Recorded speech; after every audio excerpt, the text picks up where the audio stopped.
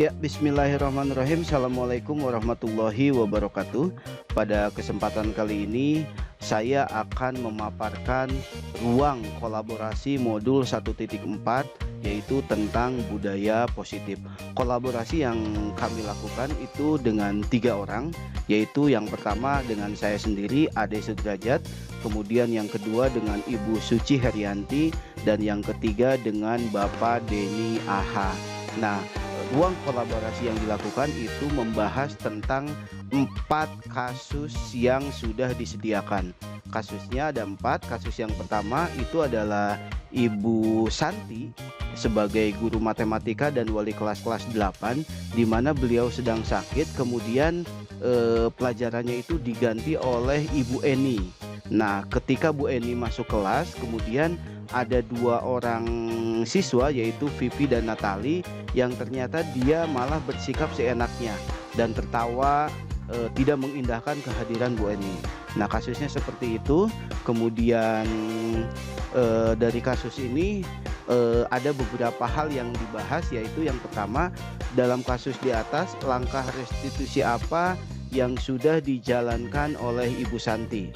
Nah, Ibu Santi sebagai wali kelasnya itu sudah melaksanakan sebuah langkah restitusi, yaitu yang pertama, menstabilkan identitas, di mana Ibu Santi itu memanggil Vivi dan Natali serta menanyakan tentang laporan Ibu Eni. Ibu Santi menanggapi bahwa tindakan itu boleh saja asal titik-titik gitu kan. Kemudian yang kedua, validasi tindakan yang salah, yaitu terdapat pada kalimat Ibu Santi menanyakan apakah mereka bersedia melakukan memperbaiki permasalahan yang ada. Kemudian yang ketiga itu menanyakan keyakinan kelas. Itu ada pada kalimat baik Vivi maupun Natali mengakui bahwa perilaku mereka tidak sesuai dengan keyakinan kelas. Kemudian masih dari kasus 1, yaitu di pertanyaan kedua, menurut Anda apakah restitusi yang diusulkan Vivi dan Natali sudah sesuai dengan pelanggaran yang dibuat? Apakah langkah-langkah restitusi yang telah diusulkan mereka? Setelah kami bahas dengan kelompok, menyimpulkan bahwa restitusi yang diusulkan oleh Vivi dan Natali itu sudah sesuai dengan pelanggaran yang dibuat.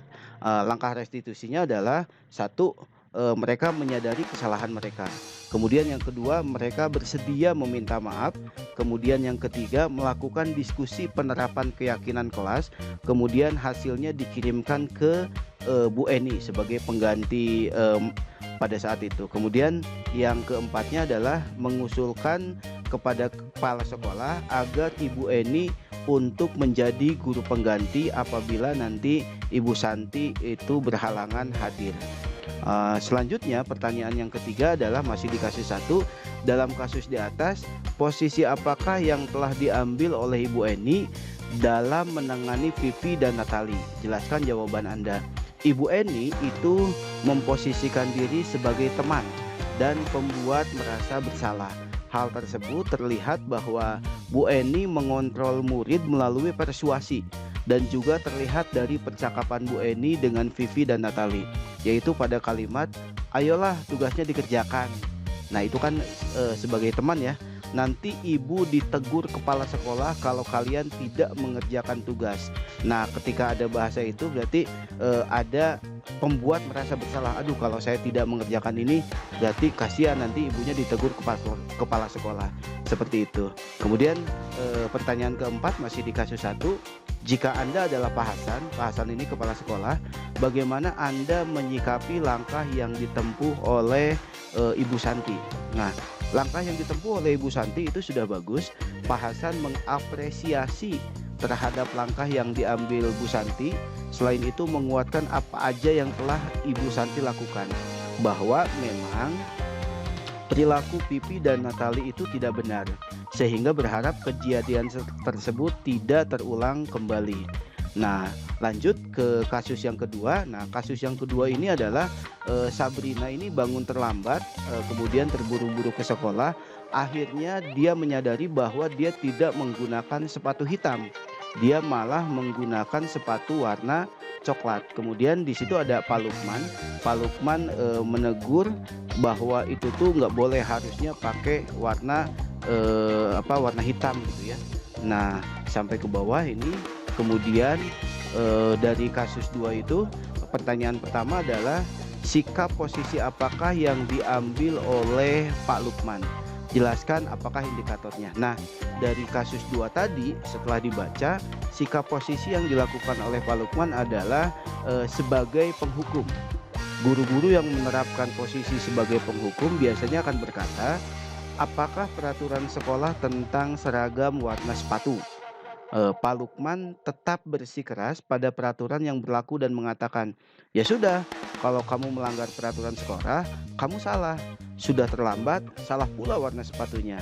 Segera buka sepatumu kalau tidak bisa mengenakan warna sepatu sesuai dengan peraturan. Nah, itu berarti kata-kata yang ada di situ berarti itu adalah sebagai penghukum. Kemudian pertanyaan yang kedua, bila Pak Lukman mengambil posisi seorang manajer, apakah yang akan dikatakannya? Pertanyaan seperti apa yang akan diajukan ke Sabrina? Nah, biasanya kalau yang dikatakan sebagai manajer itu adalah, Sabrina, apa kamu masih ingat keyakinan sekolah kita gitu kan? Kemudian apakah kamu meyakininya? Jika kamu meyakininya, apakah kamu bersedia memperbaikinya gitu kan? Kemudian karena kamu sudah mengakui kesalahanmu, Bapak akan menghubungi orang tuamu untuk mengantarkan sepatu berwarna hitam ke sekolah.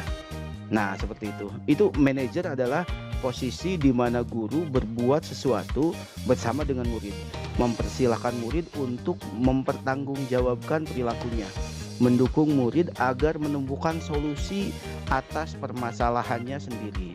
Kemudian pertanyaan ketiga masih di kasus 2, kira-kira bila Anda adalah kepala sekolah, nilai kebajikan apa yang ingin dituju oleh peraturan harus berwarna hitam? Jadi nilai kebajikannya adalah disiplin. Ketika tidak berwarna hitam berarti kan dia tidak disiplin. Jadi ingin menerapkan bahwa dengan semua sepatu warna hitam itu anak bisa disiplin. Kemudian komitmen. Kalau sudah memang harus warna hitam ya komitmenlah warna hitam. Kemudian keadilan dan kesetaraan, yaitu biasanya kalau warnanya beda-beda itu biasanya ada jenjang ya. Ada jenjang. Oh, ini mah warnanya putih atau apa, dan itu tidak ada kesetaraan akhirnya. Kemudian yang terakhir itu adalah tanggung jawab. Tanggung jawab itu mereka bertanggung jawab terhadap apa yang sudah peraturan sekolah buat. Kalau memang harus warna hitam ya harus hitam semuanya. Seperti itu. Kemudian yang keempat, pertanyaan keempat, bagaimana Anda menyikapi langkah yang diambil Pak Lukman mengenai kasus tersebut? Langkah yang diambil oleh Pak Lukman kurang bijak karena Pak Lukman memposisikan diri sebagai penghukum. Bisa jadi setelah Sabrina dihukum tidak memakai sepatu, maka Sabrina akan menjadi malu dan tidak berani keluar kelas.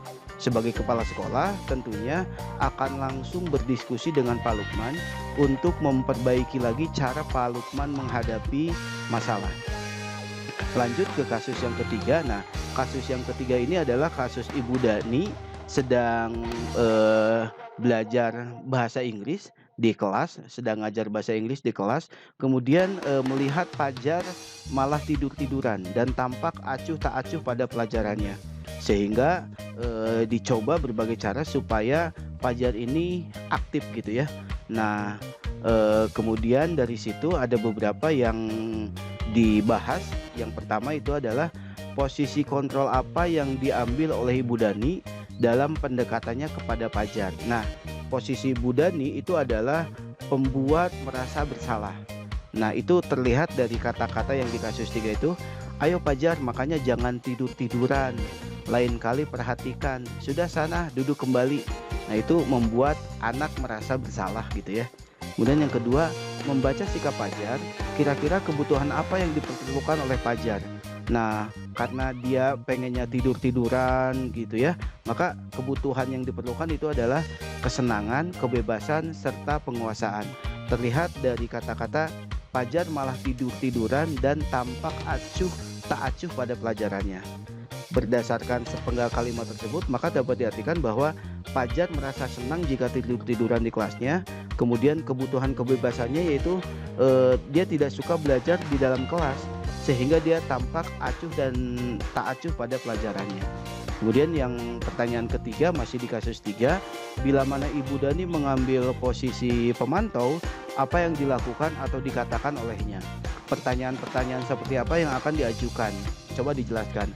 Nah, pada saat mengambil posisi sebagai pemantau, Ibu Dani dapat mengawasi dan membuat catatan khusus mengenai perilaku pelajar. Pertanyaannya yang diajukan biasanya, apa yang telah kamu lakukan sekarang? Apa kamu tahu peraturan di dalam kelas? Kemudian apa konsekuensinya jika kamu melanggar? Memantau itu artinya mengawasi.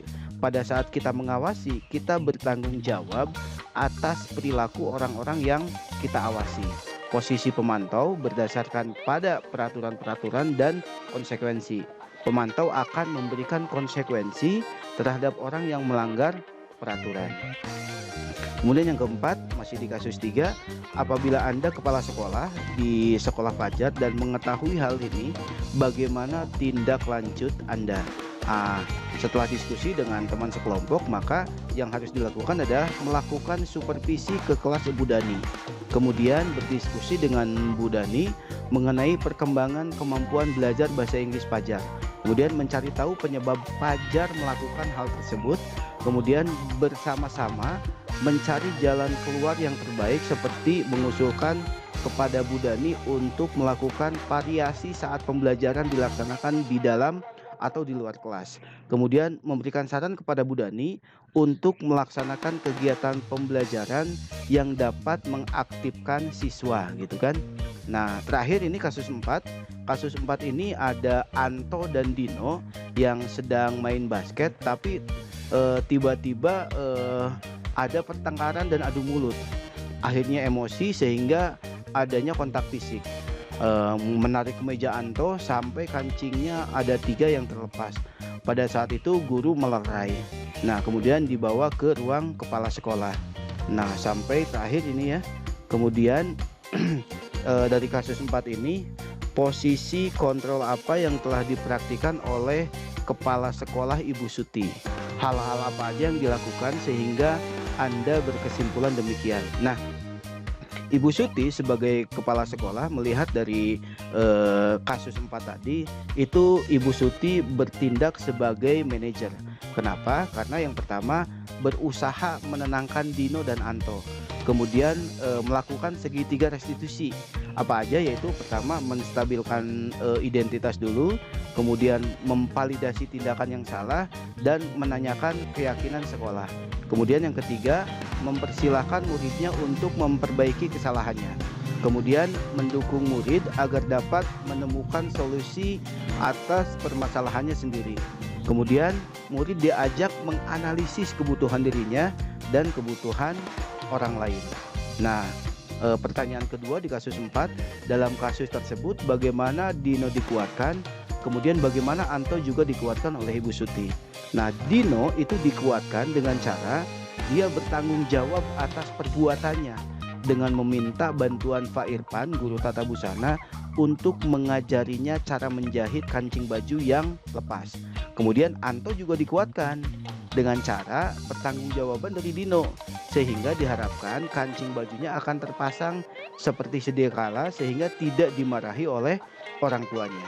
Kemudian pertanyaan ketiga di kasus 4, kira-kira nilai kebajikan atau keyakinan sekolah apa yang dituju dalam kasus tersebut?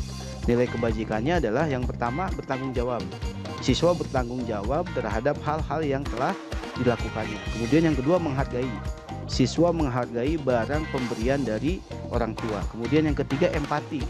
Tidak semua siswa memiliki cadangan seragam sekolah, sehingga siswa harus memiliki empati terhadap temannya. Kemudian yang keempat, kreativitas. Dino yang tidak bisa menjahit akhirnya belajar menjahit dari Pak Irfan. Terima kasih. Itu saja ruang kolaborasi yang telah kami lakukan di sesi sebelumnya. Terima kasih. Semoga bermanfaat. Assalamualaikum warahmatullahi wabarakatuh.